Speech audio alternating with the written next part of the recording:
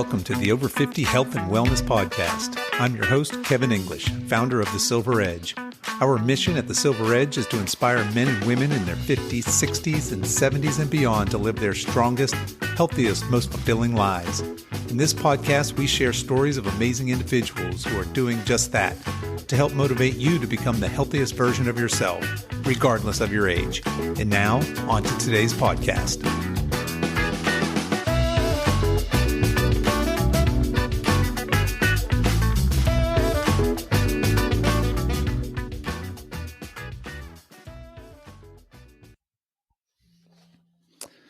Hello, and welcome to the Over 50 Health and Wellness Podcast. I'm your host, Kevin English, and on today's show, my guest is Laurence Mitchell. Laurence is a 66-year-old fitness and wellness enthusiast who thrives on keeping fit through natural movement parkour, and particularly freestyle tree climbing. Laurence, welcome to the show. Thank you.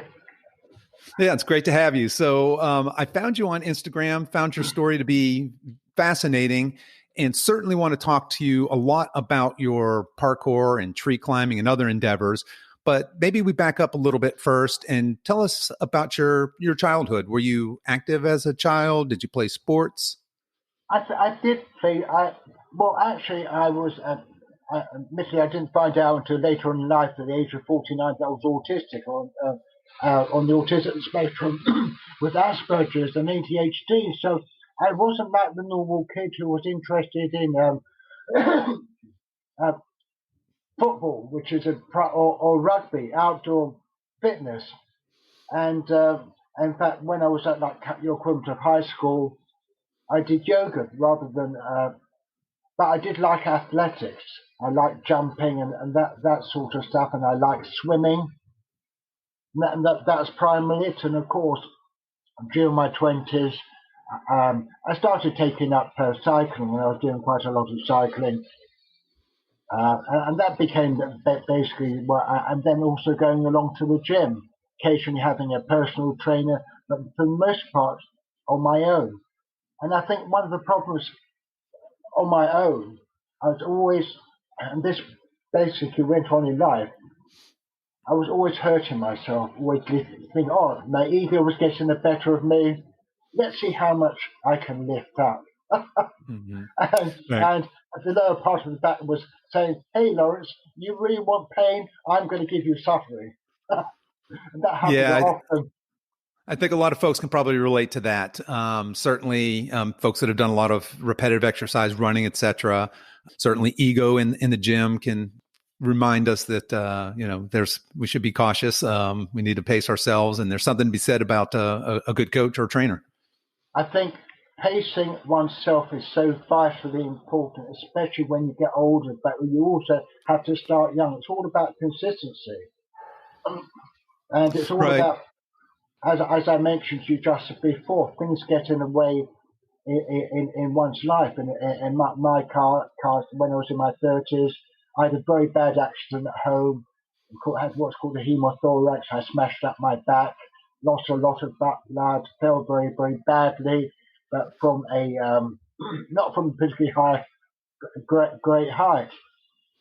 And then I've had other things like when I was 60, probably about 57, I had acute kidney failure, but I've been able to overcome that. I've never been on a dialysis machine. So there has been stuff in my life which has got in the way of me doing things, and it's very, very uncomfortable, and autism has also got in the way of my life. And I think why I really got onto my fitness journey, I wanted to show people that you can become successful. And I have my main motto is to never give up. In some respects, never back down unless it's, of course you've got to back down. You can't keep on going at the same rate. Otherwise, you're going to burn yourself out. But in general, if you take on a task, a project, you focus on it, become very aware in what you're doing, just like my tree climbing. And I just want to show that age is just a number. And I think I got quite interested. I went along to a fitness event, and again, this was a couple of years ago, and they recorded my metabolic age as being 46. So that sort of told me something. And I think the biggest challenge, which a lot of people don't understand, and yes, it's wonderful to see all these guys on the TV, and they're doing parkour, they're jumping around buildings, off buildings, and what have you, and some of it's seriously dangerous, and they're showing off. But when you're much younger, you've got your life ahead of you. You don't think about danger so much. You've got all this flexibility, dexterity, agility. You can take risks. You don't think about growth. I can remember, I think it was in my teens where I did actually fall off a tree, and I was quite high up, but I seemed to walk away without a problem. Yeah, I think certainly one of the things about being younger, in addition to those, the agility and the bravado, certainly we don't recover as well later in our life as we do when we're in our 20s. So you have to take that into account as we're doing these events as well.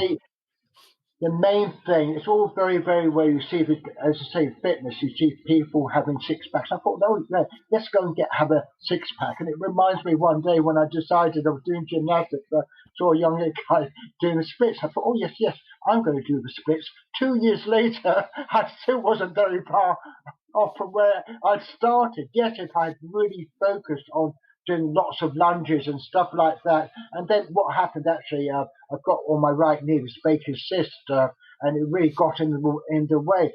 And suddenly when you're older, it's like I used to be able to kneel and put my head back onto the ground. I can't do that anymore. I wouldn't even begin to try. I've got to be very careful with squats and stuff like that. In fact, again, it's about being aware of your own body. But going back to when you're younger, I think the main problem that people are going to have, their main challenge in life, and I like to use the word challenge, a life coach told me, don't think about problems or obstacles, think about challenges, because challenges can be overcome, whatever you're doing. People, families, they socialize, they go out to dinner, whatever, they eat too much, or they eat too much of the wrong foods, and it suddenly becomes a habit, and they suddenly build up big bellies. A couple of years ago, I had a much bigger belly than I have now. I haven't lost like 30 pounds in 6 months. It's taken me a couple of years, although I would say I'd probably lost a good 16 pounds in the last 8 months. When you're older, losing that weight, it's not about losing the weight. If you want to lose weight, you have to have why do you want to lose weight? What do you want to lose? Do you want to lose fat? Do you want to put on muscle? And then, I use my fitness pal, not religiously, but I track it when I want to track it to see what I'm doing. And that helps me adjust how many calories I should be eating. But I don't weigh every single ingredient. I just work out roughly. I'm not that manic. Yeah, and I think that's so critical. A lot of, especially overweight people in our age bracket, will talk about losing weight, but what you said really resonates. Really what we want to do is lose body fat and build lean muscle mass, right? It's not just the scale, it's that body composition, and certainly what we eat, how we eat, has a lot to do with that, as well as obviously moving our bodies. That's right. One of my favorites, which I actually got from America, is having you call it peanut butter and jelly, like having a sandwich. And the trouble with me, I'm even today, even without the bread, I can easily eat 4 ounces of peanut butter. Yeah, it turns out a serving of a tablespoon or 2 tablespoons of peanut butter is not very much peanut butter. Indeed. And now, you talked a little bit about MyFitnessPal and tracking, but not being obsessed with it. Do you follow a specific diet, or what kinds of foods are you or are you not eating? Well, I'm a rather unusual vegan because my grandmother used to make chopped liver, and I love chopped liver. She also used to make chicken soup, and I love chicken soup. So while I'm a vegan, I'm not a devout vegan. I will still go out and buy chopped liver, and I will still eat chicken soup. And while like today, now in the real world, I'm mostly vegan, but I'll dip into a can of tuna from time to time. I have a tuna steak. That's about the only fish I eat. And I don't mind the odd chopped liver, and I have a lot of chicken bone broth. I think I'd like to cut down my carbs a bit, but it's very, very hard to sometimes be on a very low carb diet, and I'm not 100% certain whether I should be doing keto.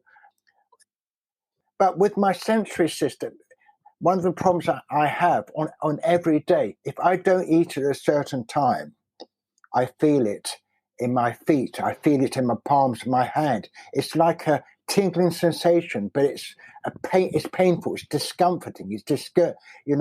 I can't really describe it. I mean, I've got it slightly at the moment. Maybe I've eaten too much peanut butter, or maybe I've had, or whatever, too much, whatever it might be. It's just telling me you've got to go and have something savory.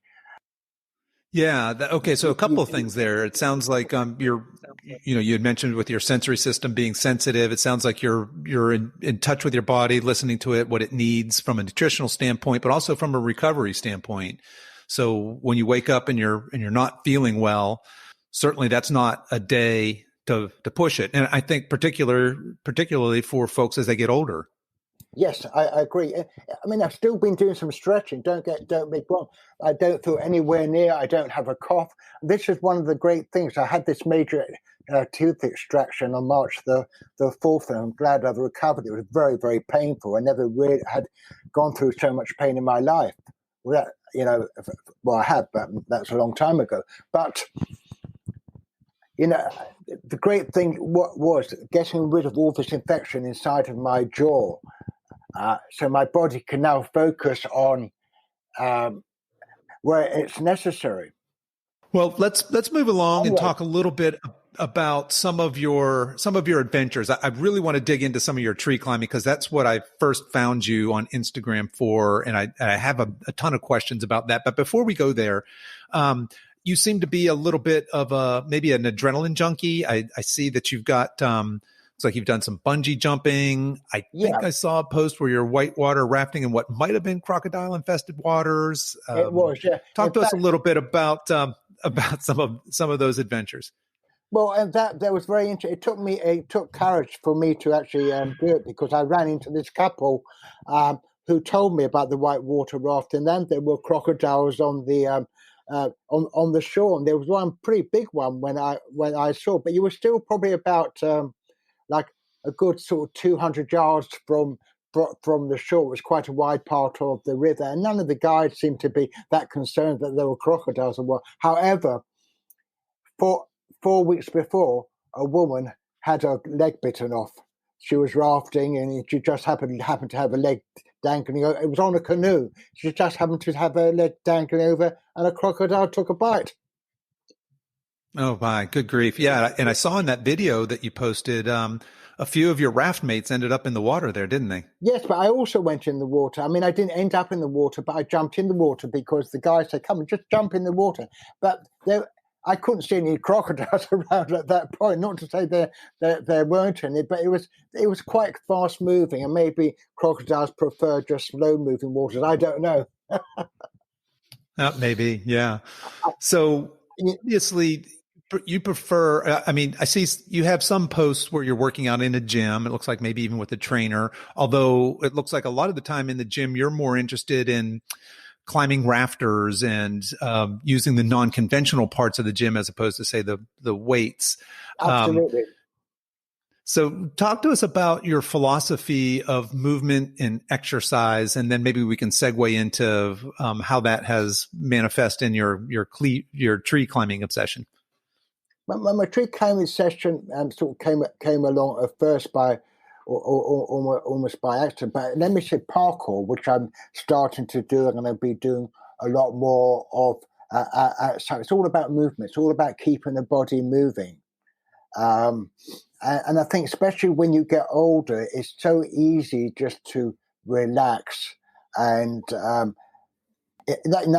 may have mentioned in the last video about a brother-in-law who had a mild stroke, and he's overweight and stuff like that. And he's now been told to the doctors he's got to start doing some resistant exercises. He's got to start exercise. He's got a dog, but he must just maybe run or just get his heart rate up do more.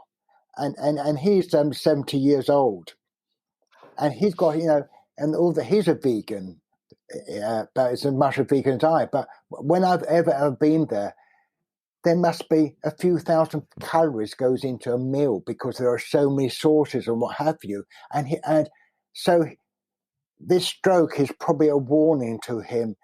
And I spoke to my sister, and she said, well, he's changing his diet. He's got to change his diet, and he is going to do more exercise. And I think as we get older, I think to myself, I so much wish I could be like my grandson, right? You can almost bend their legs behind their heads, and they have no problem in doing that. And as we get older, we become aware we are more stiff, right? You try and raise your foot up to your head or be like a ballet dancer. One of the exercises I do, and I do this first thing in the morning, I stand there with my hands up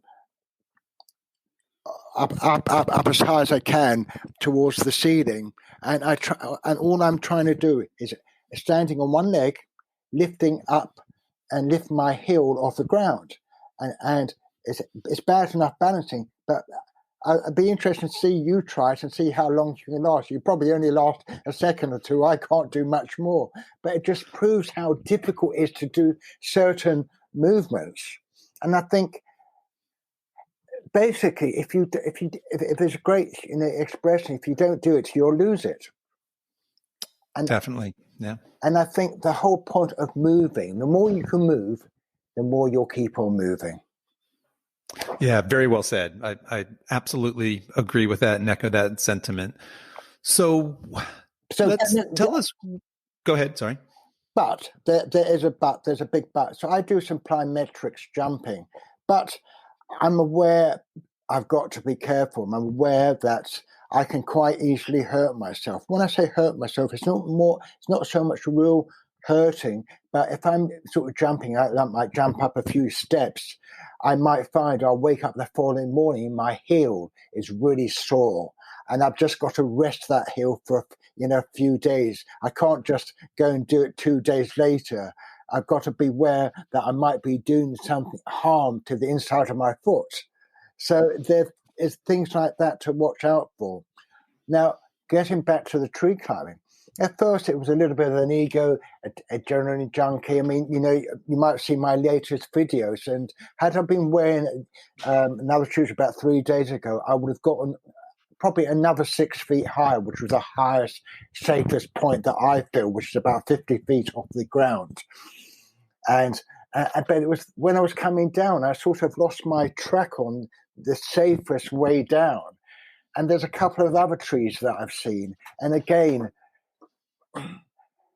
as I said, with my tree climb, I get a feel of what tree is safe. But there's some trees where there's some fir trees, for instance, and sometimes the branches are very close to the ground, and I feel like climbing, but I don't like the feel of the branches. I don't like how the branches on them, because the trunks of themselves are very thick. They could be 6 or 8 feet in diameter. That means there's not anything I can hold on to. So when I'm climbing up a trunk, and there might not be that many branches as well, I can sort of just about get my leg angles, my knees maybe. If it's a 30-inch trunk in diameter, I feel I can get my legs have some grip onto the trunk.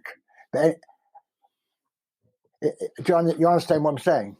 Yeah, I do. So those bigger trunks, not so much, right? You're not going to wrap your arms or your legs around something with a great big diameter. Professional climbers will use some type of rope, some type of and they put around the tree, and that's how they come up, and that's how they do the ones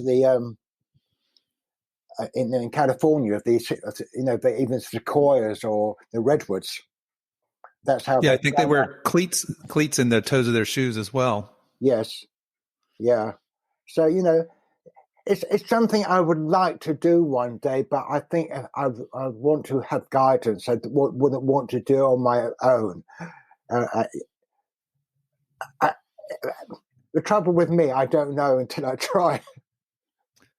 Yeah, no, I certainly would advise going maybe with a guide for the first time for something Yes, like that. yeah. So tell us, how old were you when you started climbing trees? Did you climb? Have you always climbed trees? That's No, something you did as a no, kid? And no. I've only been doing it for the best part of a year. okay, But of course, I did it so as what? a kid, but not, Right. it's a totally new thing. And what made you decide? Were you just out for a walk one day and looked at a tree and said, that looks like a tree that would be easily climbed? Absolutely, you got it. All right. And so obviously you have a lot of great videos on your Instagram showing you climbing trees. How high do you typically climb, or is that really not the point? Is it more? No, I know you do a lot of exercise with trees, using I, it kind of as your gym equipment. that's more about it. Before it was about climbing a tree high. Now it's just using the trunk, lower branches, um, and you know, and I really enjoy it. The problem I've got a problem with my left shoulder, which I may have mentioned. My left bicep and tricep is really giving me a lot of problems. So I have to be careful. So I'm a little bit upset sometimes when I'm hanging. I can't. It's annoying. It's very, very frustrating. And of course, there's nothing I can do about it. I mean, I started yesterday lying on a foam roller, hoping that might alleviate whatever's going on in that arm. But we're all in the same boat together as far as this virus is concerned. And if you have something that's not life-threatening, you have muscle ache or whatever, you've just got to somehow work with it yourself. Yeah, If absolutely. you've got a wife or partner, and they can help out too. But that's about it. You can't go anywhere medical. Now, speaking of looking out for injury and taking care of yourself, what sort of safety precautions do you use, and what kind of apparel or shoes are best for this? I noticed you have some fantastic shoes and socks in some of your latter tree climbing I videos. sometimes use Vibram 5 Fingers. Yep. And I first got to wear them out in Palm Springs about 16 years ago, before they even got to England.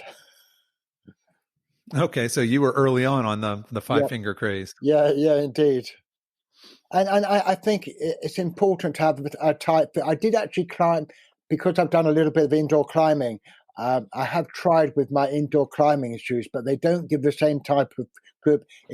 And I know a guy. His name is Ben. He's also on Instagram. His name is Ben Medder, I think. And I'm just going to have a look. And he actually teaches tree climbing in a place called Hampstead Heath, which is a large area in central London. And I'm just going to see if I can find his Instagram. It's called Ben Medder Movement Practice. It's worth you having a look. I definitely want to look him up and take a look at his Instagram as well. That's very unique. But I went along to one of his sessions, which was a freebie a couple of years ago, and I was chatting to him about 6 months ago. But it's all about walking over low branches barefoot. I haven't tried yet any barefoot climbing, but I think now the warmer weather's here, I might try it. But as again, going back to the tree climbing, the types of trees I like to climb have very, very smooth trunks, smooth branches, especially fir trees have a lot of protrusions, and they have what's called mistletoes, and they can easily go through your palm of your hand or your foot. Yeah, I've learnt the hard way in the US actually. But and the thing, what also really talking about being an adrenaline junkie. About 11 years ago, I was in a place called Wild, which was near Palm Springs. It was about a mile up in the mountains, and I met these couple of guys at a great restaurant. And one of them said, "Do you want to come tomorrow? A friend of mine is a chiropractor. We're going to do some rock climbing. You're welcome just to come along and have a look and be a spectator."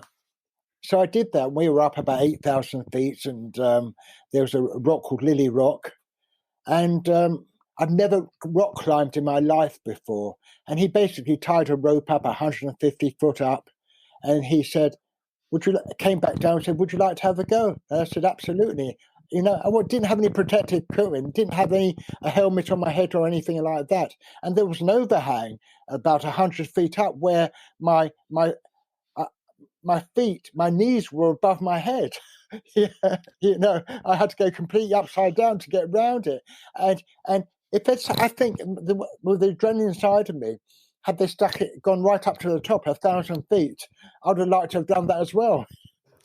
Yeah, no, I get that from your posts. I can see that. But there's a big button. You've probably seen it from my posts, and I've got it on the back of my shirt. You can see me on a no, actually, sorry, you can't see me. I forgot. But so there's a picture of me climbing up this car park, and that was done in a place called Estonia. My partner's son was getting married over there, and she filmed me climbing up this car park, and I climbed up to about 30 feet up, and I actually lost my bottle for going up further. Anyway, we went out we were just getting on a cruise, and I decided, you know what, we've got a couple of hours before the cruise ship leaves. I want to go back there. Will you do some more filming? She said, no, I'm not going to film you. If you want to go back there, you go back there on your own. And I went back there on my own. There was a radio mast there. It was like 400-foot radio mast, and there was nothing to stop me climbing onto the radio mast. And I really fancied climbing up, but the worry I had would be that I would be arrested. That's a legitimate worry. There's a tree not far away from where I live in this small park, but it's right close to the high street, and I worry, and I really would like to give it a go. And this was a tree I was mentioning earlier. Its branches are relatively low down, but I'm a little bit worried. But it's about 150 feet high, and I really fancy giving it a go. But my other main worry is getting arrested, especially now. Right, yeah. Well, you mentioned that only 1 out of 1,000 trees maybe is a good candidate for you to climb. What makes a tree, and you've kind of alluded to this a little bit, but what makes a tree a great tree to climb when you're out walking through the park or the forest? What are you looking for? I'm looking for trees where there are branches which are sort of relatively evenly spaced between them. They could be, say, 4 branches on the left, 3 branches on the right at different angles. So when I'm climbing, I'm always within reach of another branch that I can grab hold of, that my foot can go on, my knee can go on, and my hand can go on. I don't like trees where there's too much of a gap on one particular side of the tree. Sometimes I have to go round. I might be 40 feet up and I have to move myself round, but I do it in such a way. I try to avoid any trees where there's a big drop between branches. It's like walking around. It's like the Leaning Tower of Pisa. You're walking around a circle, so you have to find a tree where there are branches going sort of diagonally up and down, so you can get it. So it makes me feel safer. The other, and any trees, if they have rough bark and if they have a lot of protrusions, the other thing from a safety angle is I don't like bushes. I won't go on if there could be a great tree to climb, but it's right near a brick wall or it's near a fence. I won't do it, just in case the worst happens and I fall. I don't want anything underneath me that can get in my way. You know, a hedge, a small tree below me could cause me damage. You know, the case where parachuters have jumped and they've gone through trees and some have broken legs and stuff like that, and that's what can happen. You know, so those thick branches, and it's going to be very, very well or super heavy,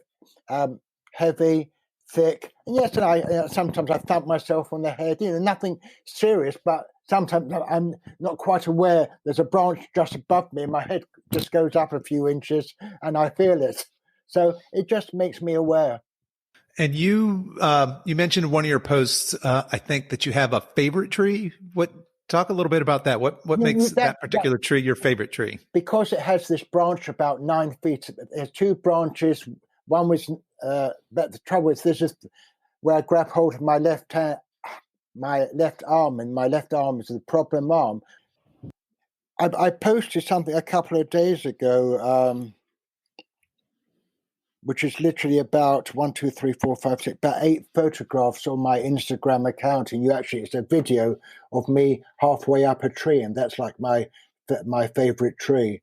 And you've got about 3 below it, where I'm actually using the resistance band, and you can actually see there's some branches on the lower part of the trunk. Just behind. Yeah, I'm looking at it now. Yeah. So that's how I started on this tree. There were some lower branches that I was able to squeeze through, and then I realized I could refocus on my upper body and build upper body arm strength, just going on different angles.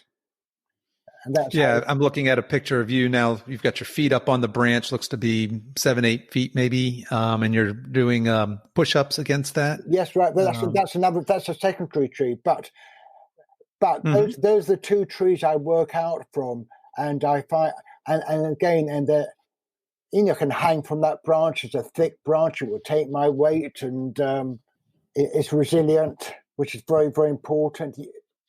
Obviously, you like to spend a lot of time outdoors. I see you doing some yoga out there, obviously the tree climbing. And you mentioned in one of your posts the term forest bathing, which I think most of our listeners are probably familiar with that. But for those that might not be familiar with that term, tell us a little bit about forest bathing, what it means to you, and how it's impactful in your life. I think for most people, forest bathing is about taking a walk in the woods or forest. Lots of people do it with a dog. For me, it's meditation. I get up on a tree. I'm high up. Even though people are around, they're not around because they're all below me. And I just find a position and I spend 15, 20 minutes just relaxing, doing nothing, just looking at the surrounding trees. That to me is my idea of forest bathing. And what are some of the benefits of forest bathing for you personally? It just takes me away from all the sort of everyday stuff, the stuff I don't really want to know about. There's certainly plenty of that. The mundane things currently in life, things that might not be working, or things that I wish were going better, etc. I was thinking there's a woman you might want to try. Her name is Nemo and Me. Hold on a second. But she called. Hold on if I can find her. I can't find her at the moment. I'll have to try and send her. Yeah, send me along her contact info when you find it. She's over 50, and she's also a personal trainer. She asked me if I did meditation. But she works with people who've got problems and stuff like that. Another guy that you should look up, and it's over here, and he goes over to America. He really started off parkour. His name is Dan Edwards, Edwardes. And he goes under his own name, but it's Dan _Edwardes. And he started off the parkour, and he goes all over the world. And I actually attended one of his workshops, which was a great workshop, especially with the type of fitness that I do. And that he didn't actually take it. It was one of the manager of the gym that I go to. It's called Parkour Generations. And again, Parkour Generations it's become a brand name. And there are lots of parkour generation. I'm not sure about America, but possibly. And it was all about cheating death.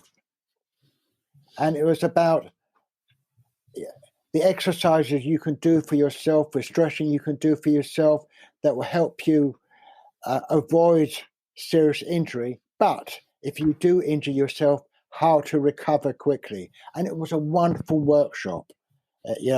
and it taught me lots of things. So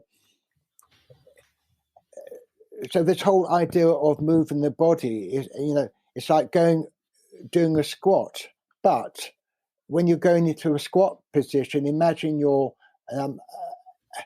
feet are inverted, so your big toe actually is touching the other big toe. You try and go down in squats. It's all about getting your ankles and other parts of the body used to moves it's not used to. And the more you can do it, the more you can practice it regularly, the less likely that you'll have injuries. And if you do, there's been more elasticity in your joints. And it was wonderful to see. Yeah, that sounds like a great workshop. I'll see if I can look that up, and I can drop a link to that in the show notes as well. So I'll send you a couple of names. I've got this. It's called Meno and Me, Meno and Me. But she basically, she's an interesting guy. She caught on to me. It's like you caught on to me. But I'd eventually like to do something. I was even thinking about. I'm going to eventually have a proper blog, sort of website, just talking about all my fitness, particularly my tree climbing, and really get it out on YouTube. But I've got other projects that I'm working on. It's really having the time to do everything. I'll ask you a last question here. So what would you say to somebody who's listened to this podcast? They've found it interesting. They've gone out, they've looked at your Instagram. Maybe they're a little older and are not as far along as you are on their fitness journey. What would you say to somebody who wanted to get started and really liked what you're doing, like the idea of being outdoors, kind of non-conventional? Maybe they're interested in parkour or tree climbing. What would you say to somebody just getting started in that space? I'd basically, and as stupid as it might sound, go and start talking to trees, go and actually just touching branches, trunks, getting a feel of those trees, and then finding some way you can do some stretching. Just very gentle stuff. Then after a while, you get the feel, and you get the feel of the forest and the trees around you, and you think, well, maybe I'd like to try that. But just don't go too high. Just be aware. Safety first. Safety is most important.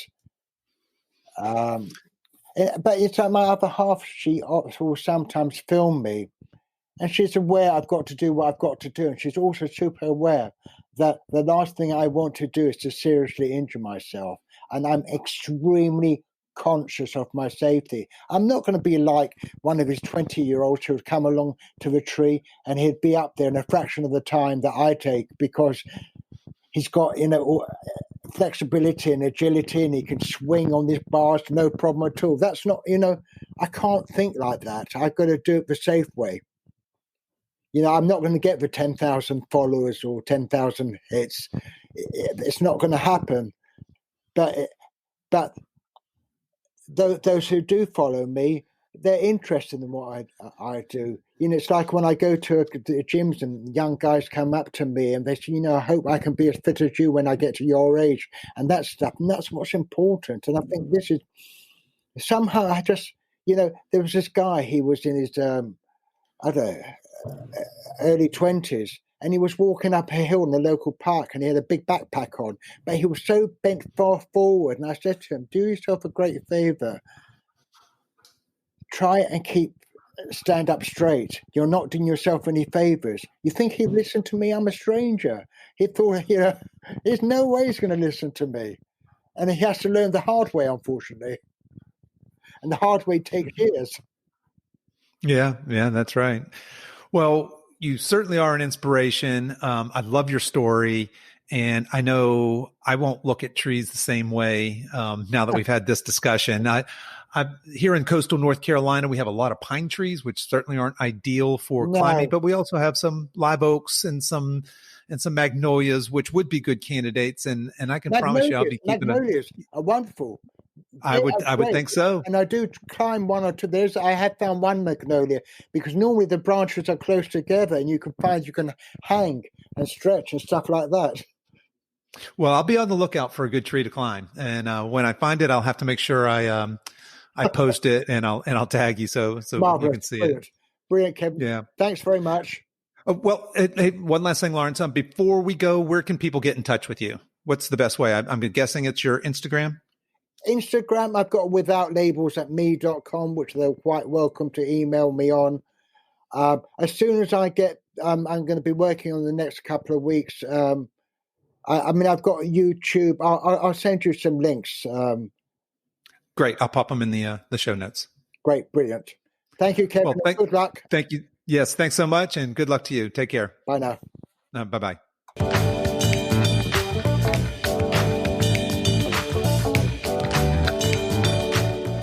Well, that's our show for today, folks. If you enjoyed today's episode, please tell your friends and please consider subscribing and giving us a 5-star review. All the show notes and much more are available at our website at silver-edge.com. That's silver-edge.com. So until next time, stay strong.